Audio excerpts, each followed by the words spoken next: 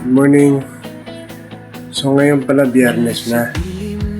Ngayon natin naumpisahan yung sabi natin gagawin natin. Magbibisita iglesia tayo, bali 6 yun na simbahan pupuntahan natin. Simbahan ng Imos, syempre, unahin natin yun. Tapos Bacoor, Kawit, Tansa, Gentry, at saka Sasilang. Pipilitin natin matapos siya ngayong araw na to. So time check tayo is 3:05. So kilos na. Bale ito nga, nagpe-prepare na tayo ngayon ng susuotin. Inaasahan na kasi natin na sobrang init ng panahon. Kaya mas maganda yung komportable tayo sa suot natin. Hindi ko na naipakita pero nag-prepare din pala ako ng 3 litrong tubig. Depensa po yun sa uhaw. At malaking tulong din po yung tubig para mag-cool down po yung katawan natin. Lalo na pagka mainit na yung pakiramdam ng katawan natin. Kaya ito, ready na ako. Ready na ako umalis. Time check tayo ngayon, time check. 3:29. So, tara, larga na. Ayan, bali, nag-uumpisa na tayo maglakad ngayon. Time check tayo. 3:45. Kanina, medyo nakalayo na ako. Tsaka ako pala naalalang i-on yung Strava. Hindi, pero okay na rin yan. Diretso na tayo ngayon. Paimos tayo ngayon ni Imos. Para po pala sa mga hindi pa ako nakaka-follow sa akin, baka po pwede naman po makahingi ng follow sa inyo. Like, comment at share. Nang sa ganun po updated po kayo sa mga video inilalabas ko lagi. At sobrang laking tulong po niya para po sa aming mga content creator na nagsisimula pa lang. At para po sa mga followers ko, solid kayo lahat. Thank you sa inyo, thank you. At magbibigay po ako ng konting trivia. Itong simbahan po ng Imos ay may malaking role po sa Cavite Revolution. At isa po ito sa pinaka-importanting simbahan po dito sa Cavite. At alam nyo ba na ang Imos Cathedral ay isa sa naging sentro ng laban noong panahon ng Kastila? Kaya hindi lang po ito basta simbahan. Parte po ito ng kasaysayan. So touchdown tayo ngayon. Imos Cathedral.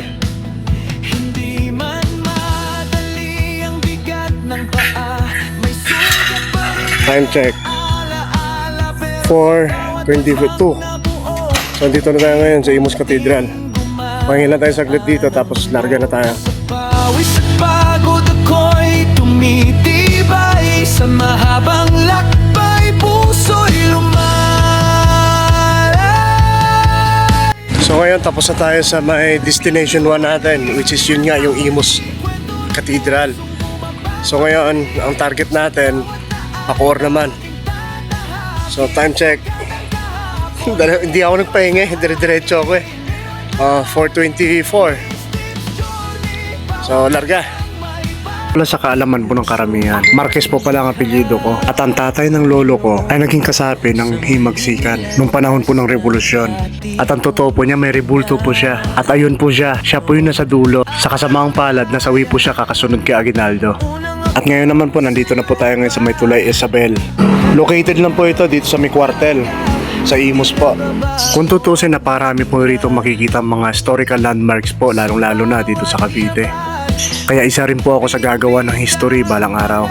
Ayaw ko muna siya ikwento sa ngayon kasi pinaghahandaan ko pa. Kasi talagang hindi biro yung gagawin ko. Kaya siguro ang tabayanan nyo na lang. Hindi na babalik.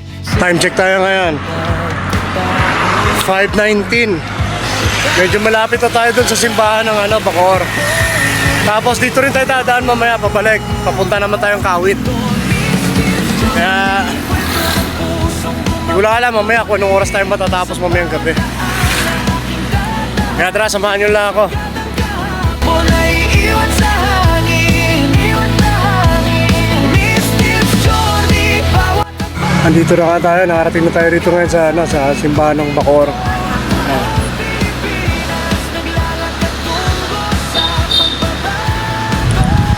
So, nakakaano na rin tayo. 9 kilometer na 9.8 kilometer na rin tayo. Time check 5:35. So pahinga na tayo saglit kahit mga 5 minutes. Pwede na yan. Alarga na ulit tayo. Alam niyo po ba na itong simbahan na to, na-establish po ito noong 1700s pa. Naging saksi po ito sa mga labanan noong Spanish era. Nandito na nga tayo talaga. may sakit at lakas na nalalaman. Touchdown. So, next natin sa Kawit. O, tama, Kawit, simbahan ng Kawit naman. So, alis na tayo. Time check, 5:42. So, tara. Dito na nga, nagpatuloy na tayo sa paglalakad papuntang Kawit. Nang madaanan ko ulit tong kainan sa Balsa. Located po to sa may Evangelista Street, papuntang lumang bayan po ng Bacoor. It brings back memory lang po kasi napakatagal na ng kainan na to. Hindi na ako sigurado pero tingin ko parang isa ata to sa pinakamatandang kainan dito sa Bacoor. Isa rin po ito sa madalas na kinakainan ng mga matataas na official ho dito sa Cavite. Siyempre, hindi na po tayo magbabanggit ng mga apelyido ng mga matataas na official na yan kasi mahirap na, di ba? At paglakad, At dito na nga, tuloy-tuloy na nga tayo sa paglalakad. Didiretso na pala tayo neto ngayon papuntang Binakayan. kwento ng pusong bumabangon muli sa bawat daan na aking Tapos dito, nadaanan ko na nga tong sa Mala Marquez, which is barangay po namin yan. iwan na hangin. Ano tayo ngayon ng Sius? Bale, nasa kalagitnaan na rin naman na tayo. Tatawid tayo, tatawid. Tapos doon na tayo pupunta, didiretso tayo sa simbahan ng Kawit. Bago tayo magtansa. Hato-hato tignan, no? Kasi yung mga talaba. Mga shell po yan ng talaba na pinapakapitan din ulit sa katalaba. Sa bulok at dagat, pag-asa'y susikat. So yan po yung source of income nila rito, no? Pero ayos din yan, no? Para lang po sa kaalaman po ng marami, hindi po madali ang ginagawa nila. Napakatalas po ng shell ng talaba. Kaya saludo po ako sa inyo, mga kuya. Hindi man madali, Nandito tayo ngayon sa bahay na Aguinaldo. sugat pa rin Dito. alaala, pero sa bawat hakbang na buhay Dadaanan kasi to, magmula doon sa simbahan ng Bacoor. Pupunta rito sa simbahan ng Kawit, along the way siya. pagod Oh, ako'y tumitibay. ang ganda. Hindi talaga nakakasawang tignan to. Talagang mula noon hanggang ngayon, hindi ko na po mabilang kung ilang beses na ako pabalik-balik dito. Sa tuwing punta ko po rito, talagang naa-amaze po ako parate. Alam mo yung pakiramdam na parang may kakaiba po siyang aura na pagka nilapitan mo, na-absorb ng katawan mo. Sa hindi ko malaman dahil napakasarap na sa pakiramdam sa tuwing punta ko rito sa bahay na Aguinaldo. Yan yung pinaka-memorable na balcony sa lahat. Dito kasi sa balkonahe na yan at sa bahay na yan, ipinagdiwang yung kauna-unahang kalayaan po ng ating bansa laban po sa pananakop ng mga Kastila. Kaya maraming salamat po sa iyo, Lolo Myong. So touchdown na tayo, touchdown sa Kawit Church. Dito na tayo. Kung dati galit ang tangan ng kamay, So nakakatatlong simbahan na tayo. Time check mo na. 6:44. So bali may tatlo pa tayong dadaanan. So ikot mo tayo sa loob. Ngayon dito po magbibigay po tayo ng konting trivia. Bali itong simbahan po na ito o itong gusali po na ito, ginawa po ito noong 1737. Huwag nyo na lang po itanong sa akin kung anong buwan at kung anong araw kasi hindi ko po alam yon. Ang pagkakaalam ko lang, dito po bininyagan mismo ang kauna-unahan naging presidente ng bansa po natin. Siyempre, sino pa nga ba? Kundi ang nag-iisang General Emilio Aguinaldo. Kaya imagine niyo, dito nagsimula ang journey niya bago pa man ang kalayaan natin. Kaya kung iisipin mo, ang kalayaan na natatamasa natin ngayon ay nagsimula lang sa isang simpleng hakbang. ito ang Miss Tips Journey. Sigaw ng pusong pinalaya muli sa bawat daan na aking tatahakin. Pag-asa ang ilaw sa madilim na hangin. Miss Tips Journey, bawat hakbang ay may patutunguhan. So ngayon nandito pa rin tayo sa Kawit sa may simbahan. So touchdown lang. Pangatlo na to, pangatlong simbahan na. So sunod natin ay Tansa. Magtatansa na lang siguro muna tayo. Tapos tsaka tayo lulusot ng Malabon sa may pa General Trias. Tapos yung medyo mahababang lakaran, yung papuntang Silang. Tignan nyo naman, nakaka-amaze. Napakalumang-luma na, oh. Ay, kita mo, sinauna na. Tapos makita-kita mo may solar, oh. Joke lang. Sige, tara, targa na tayo. Pwede na yan. Hindi kasi ako naupo pagka nagpapahinga, hindi ako naupo. Mas maiging dire-diretso. Sige, thank you. So ngayon, dire-diretso na tayo. Diretso na tayo pa Tansa. Parang masarap mag-walking ngayon. Sobrang tahimik na kalsada. Wala ganong sasakyan. Huh?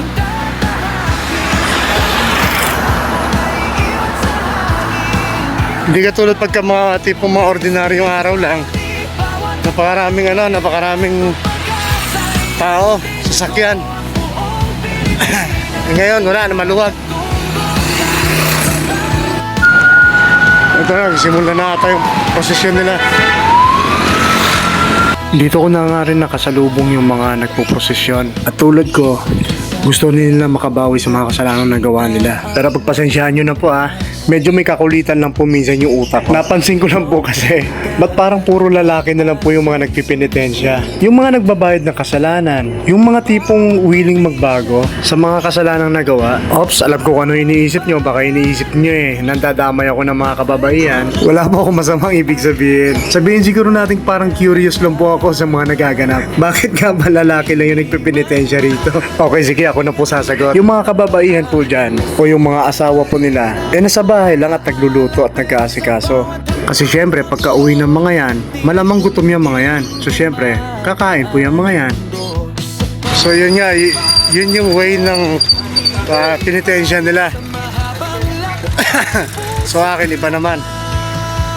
Ito yung way ng pinitensya ko.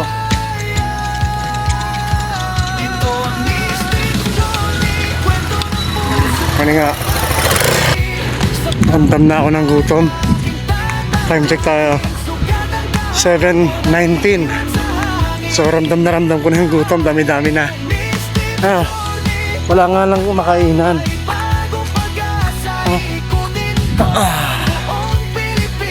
Sobrang solo-solo ko yung kalsada. So mamaya, pag kami nahanap tayong makakainan, kain muna tayo. Medyo malalayo-layo pa yung Tansa Andito pala ako sa Magdalo, Kawit. Ilang kilometro pa. Kasi mamaya na lang ulit. Time check tayo, time check. 8:03. So malalayo pa tayo sa Tansa. Hindi na takot, kundi inspirasyon. Bale, nag-decide na pala ako na unahin muna tong sa may Malabon, sa may General Trias. Kasi naisip ko, pagka inuna ko kasi yung Tansa, babalik uli ako ng Malabon. So parang ma-out of way ako. Kaya ang gagawin natin, unahin natin yung Malabon, susunod natin yung Tansa, tapos magdadaang Amaya tayo, tagos natin pa 13. Tapos doon na tayo babakbak ng Pasilang. Kaya yun, yung pinakamagandang plano. Itong pupuntahan pala natin na simbahan sa General Trias na St. Francis of Assisi Parish Church ay isa sa pinakamatandang simbahan dito sa Cavite. Ginawa po siya around 1600s.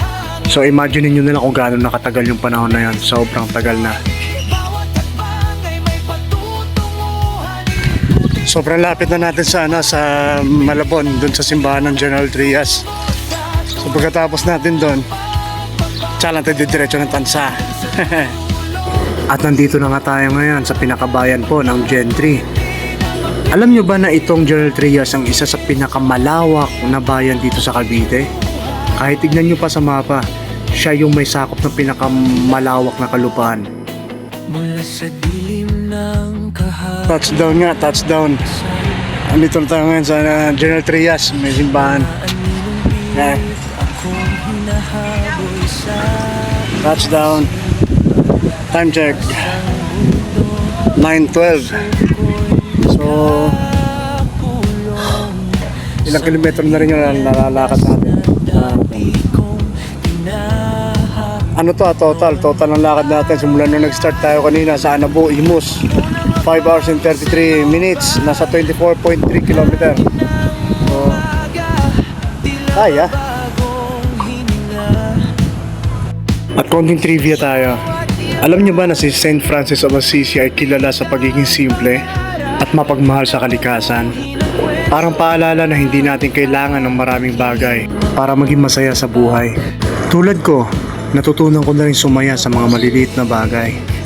Natutunan ko na rin makontento kung anong meron ako ngayon. Sa ngayon, masaya ako araw-araw na gumigising ako na wala ng takot. Pero huwag natin kalimutan yung umawak. At least nahawakan ko yung simbahan ng General Trias. Okay. Nagpahinga na tayo saglit. Bale, didiretso na tayo ngayon ng Tansa. So time check muna tayo. 9:32. So hindi natin alam lang kung anong oras tayo makakarating doon. So tara, let's go! Tansa na! Para po pala sa mga bago pa lang po dito sa page ko, maraming salamat po sa inyo. At pag mapadaan man po yung video ko sa wall nyo, baka po pwede na rin po makahingi ng like, share at comments po. At banatan nyo na rin po ng follow. Nang sa ganun, updated po kayo sa lahat ng video na inilalabas ko lagi. Sobrang laking tulong po niyan para po sa aming mga content creator na nagsisimula pa lang. At para sa mga kapwa ko content creator, tuloy lang ang laban. Let's go! Aking mga yapak. Estimate ko, mga nasa kalahati na tayo papuntang Tansa Church. Kasi medyo malapit siya.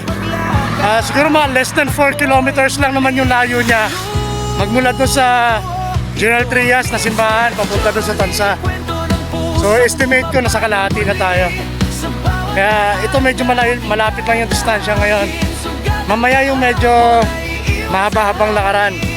From Tansa, papuntang Silang.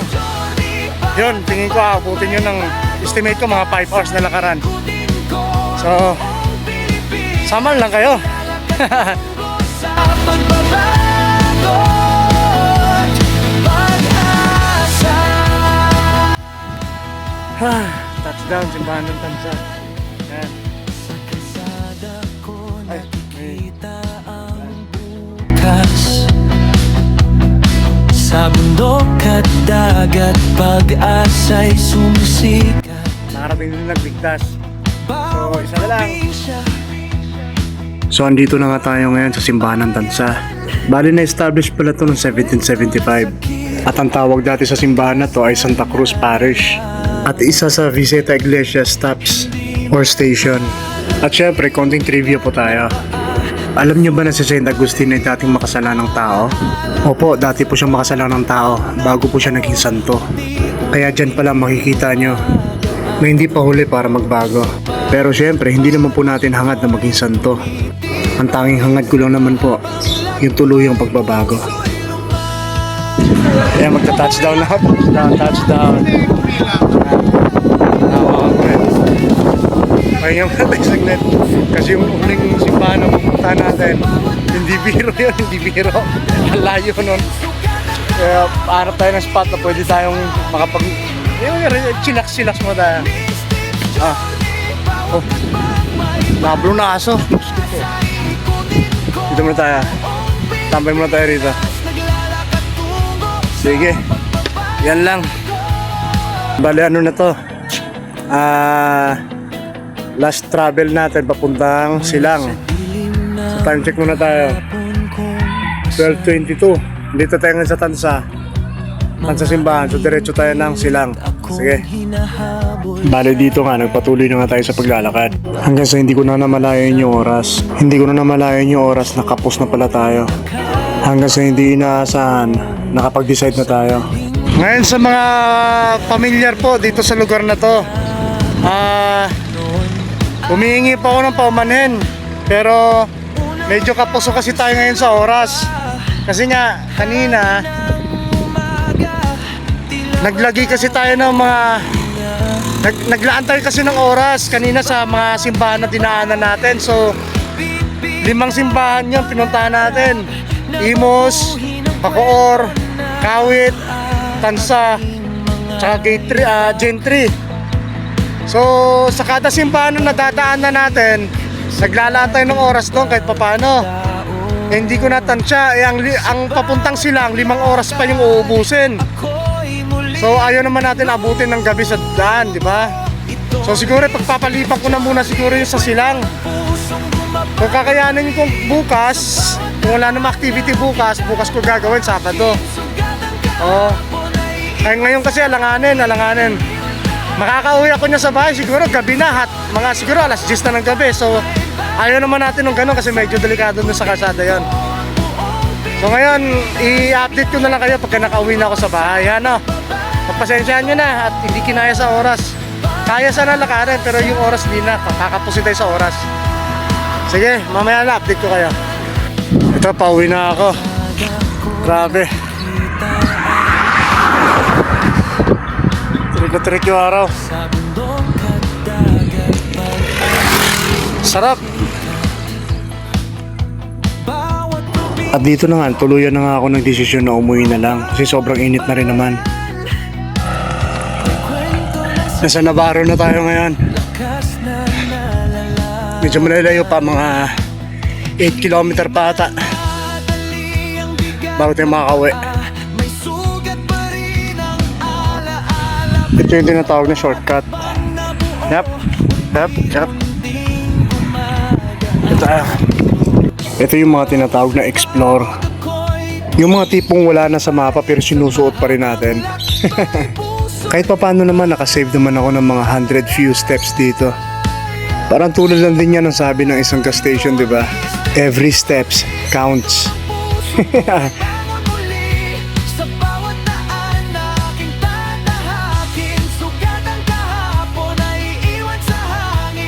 Ayan, malapit na tayo. Sa Alapan na tayo, Imos. Sa Imos na tayo. Alapan, yan, Lancaster na. So, time check. 3:07. Siguro mga before 4, nandun na tayo sa bahay. Kaya nandito na nga ako ngayon, narating ko na tong lugar na to. Sa pagkakalam ko, dito ata naganap yung pinakahuling giyera laban sa mga Espanyol. Touchdown na ako ngayon sa Alapan. Dito sa may tinaguri ang flag capital of the Philippines. Alapan, Imos, Cavite. Ayan yung flag. Ayan, yan ang flag. Ngayon, sa mga walang knowledge kung sino po yan, yung babae na nakatayo na yan. Asan ba? Ayan. Yung babae na nakatayo na yan. Sa mga hindi po nakakakilala dyan, ang tawag po dyan sa kanya, inamo, hindi, inang bayan. Inang bayan, yun. Oh. Sensya na, medyo pagod na eh. Oh, init pa. Oh, ayan, tignan, laki ng flag, oh.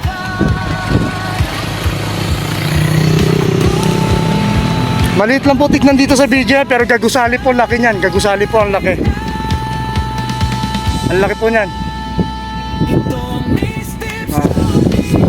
Imos.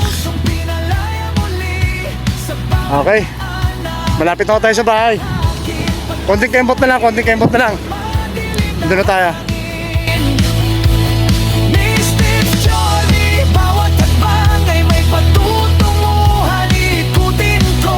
Yung pakiramdam na pagod ka na kasi sa sikat ng araw.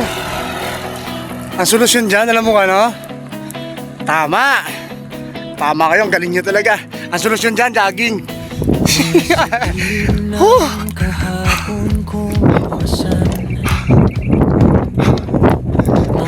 Time check 3:30. Diba? Ito yung magandang jogging.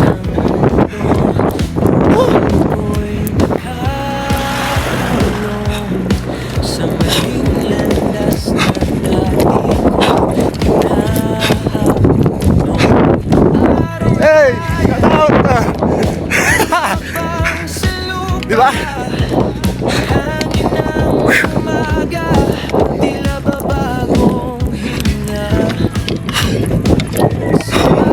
Sarap, diba? Ito yung solusyon pagkapagod ka na maglakad.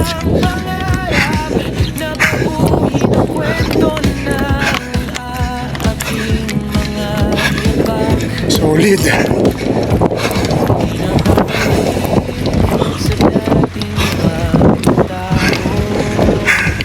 Sa bawat paglakad Ako'y muling binubuo Bale, tayo basang-basa. Bale, time check tayo, no oras tayo dumating. Sa bawat daan Dumating tayo ng 4:12. Total kilometer na nilakad natin ay 44.75 kilometer. Tapos, time 12 hours and 32 minutes. So, pwede na yan, hindi na masama. Naglalakad tungo sa pagbaba Hindi tayo natuloy dun sa silang. Kasi nga, kukulangin tayo sa oras. Kung siguro kung dumiretso tayo ron ngayon, kaya naman. Kaso nga lang, yung uwi natin yan, malamang mga alas 10 na ng gabi. Kasi medyo malayo talaga kasi yan. So, pagpasensya nyo na, gusto ko lang maging transparent sa inyo. Kaya, nag-video pa rin ako hanggang pag-uwi. So, yan. Next time na lang ulit. Ito ang